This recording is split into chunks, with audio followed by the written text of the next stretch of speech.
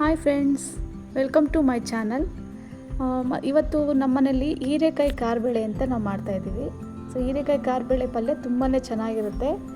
ನಾವು ಚಪಾತಿಗೆ, ರೊಟ್ಟಿಗೆ ತುಂಬ ಚೆನ್ನಾಗಿರುತ್ತೆ ಚಪಾತಿಗಿಂತ. ಹಾಗಾಗಿ ನಾವು ಜೋಳದ ರೊಟ್ಟಿ ಮಾಡಿದ್ವಿ. ಅದಕ್ಕೆ ಹೀರೆಕಾಯಿನ ತಗೊಂಡು ಕಾರ್ಬೇಳೆ ಅಂತ ಮಾಡಿದ್ವಿ.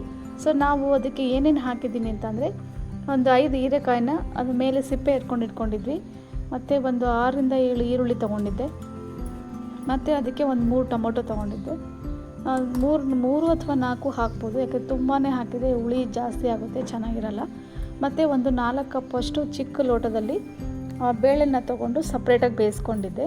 ಅದು ಒಂದು ವಿಷಲ್, ಅಂದರೆ ತುಂಬ ಮ್ಯಾಶ್ ಮಾಡಬಾರ್ದು, ಸ್ವಲ್ಪ ಗಟ್ಟಿ ಇರಬೇಕು ಬೇಳೆ. ಮತ್ತು ಹೀರೆಕಾಯಿನ ಈ ಥರ ಉದ್ದಕ್ಕೆ ಚಿಕ್ಕದಾಗಿ ಹೆಚ್ಕೊಂಡು, ತುಂಬ ತೀರಾ ಮೆತ್ತಗಲ್ಲ, ಸ್ವಲ್ಪ ಮೀಡಿಯಮ್ಮಾಗಿ ಬೇಯಿಸ್ಕೋಬೇಕು ಒಂದು ವಿಷಲ್ನ. ಸೊ ಅದನ್ನು ಸಪ್ರೇಟಾಗಿ ಬೇಯಿಸ್ಕೋಬೇಕು.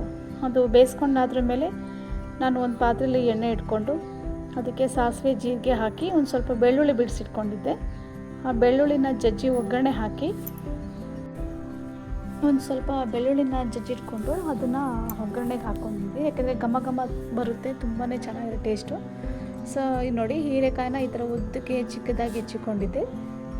ಮತ್ತು ಒಂದು 3 ಟೊಮೊಟೊ ತೊಗೊಂಡಿದ್ದೆ, ದೊಡ್ಡ ಸೈಜು. ಒಂದು 5ರಿಂದ 6 ಈರುಳ್ಳಿ, ನಾನೊಂದು 3 ಟೊಮೊಟೊ ಮತ್ತು ಒಂದು 5ರಿಂದ 6 ಈರುಳ್ಳಿ ಮತ್ತು ಒಂದು ಸ್ವಲ್ಪ ಬೆಳ್ಳುಳ್ಳಿನ ಬಿಡಿಸಿಕೊಂಡಿದ್ದೆ. ಈ ಥರ ಒಂದು ಪಾತ್ರೆಯಲ್ಲಿ ಒಗ್ಗರಣೆ ಹಾಕ್ಕೊಂಡು, ಫಸ್ಟು ಬೆಳ್ಳುಳ್ಳಿನ ಮತ್ತು ಈರುಳ್ಳಿನ ಒಗ್ಗರಣೆ ಹಾಕ್ಕೊಂಡು ಆಮೇಲೆ ಟೊಮೊಟೊ ಹಾಕ್ಕೊಂಡೆ. ಅದು ಫುಲ್ಲು ಸ್ಮ್ಯಾಶ್ ಆದ್ರ ಮೇಲೆ ಮತ್ತು ಸ್ವಲ್ಪ ಸಾಂಬಾರು ಪುಡಿ, ಖಾರದ ಪುಡಿ, ಅರಿಶಿನ ಪುಡಿ, ಉಪ್ಪು ಹಾಕ್ಕೊಂಡು ಎಲ್ಲ ಮಿಕ್ಸ್ ಮಾಡಿಕೊಂಡೆ. ಅದನ್ನು ಗ್ಯಾಸ್ ಆಫ್ ಮಾಡಿಕೊಂಡು ಕೆಳಗಿಸ್ಕೊಂಡು ಮಾಡಿಕೊಂಡೆ. ಅದೆಲ್ಲ ನೀಟಾಗಿ ಮಿಕ್ಸ್ ಮಾಡಿಕೊಂಡೆ ನಾನು.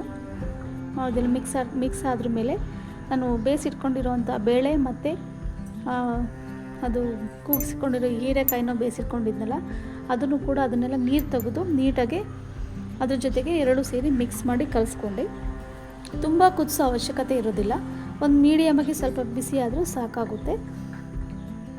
ತುಂಬಾ ಅಂದರೆ ತುಂಬಾ ಚೆನ್ನಾಗಿರುತ್ತೆ ಇದು. ನಮ್ಮನೇಲಿ ರೊಟ್ಟಿ ಜೊತೆಗೆ ಕಾಂಬಿನೇಷನ್ ಭಾಳ ಇಷ್ಟಪಟ್ಟು ತಿಂತಾರೆ. ಇದ್ರ ಜೊತೆಗೆ ಈರುಳ್ಳಿ, ಸೌತೆಕಾಯಿ ಇದ್ರಂತೂ ಇನ್ನೂ ಕೂಡ ಚೆನ್ನಾಗಿರುತ್ತೆ. ನೋಡಿ, ಇದೆಲ್ಲ ರೆಡಿ ಆದ್ರ ಮೇಲೆ ಲಾಸ್ಟಿಗೆ ಸ್ವಲ್ಪ ಕೊತ್ತಂಬರಿ ಸೊಪ್ಪು, ಕಾಯಿ ತುರಿನ ಹಾಕಿದರೆ ಭಾಳನೇ ಚೆನ್ನಾಗಿರುತ್ತೆ. ಸೊ ಹಾಗಾಗಿ ನಾವು ಇವತ್ತು ರೊಟ್ಟಿ ಜೊತೆಗೆ ಹೀರೆಕಾಯಿ ಕಾರ್ಬೇಳೆ ಅಂತ ಮಾಡಿದ್ವಿ. ಸೊ ಈ ರೆಸಿಪಿ ನಿಮಗೆ ನಾವು ಮಾಡಿರೋ ವಿಡಿಯೋ ಇಷ್ಟ ಆಯಿತು ಅಂದರೆ ಪ್ಲೀಸ್ ಲೈಕ್ ಮಾಡಿ, ಸಬ್ಸ್ಕ್ರೈಬ್ ಮಾಡ್ಕೊಳ್ಳಿ. Thank you.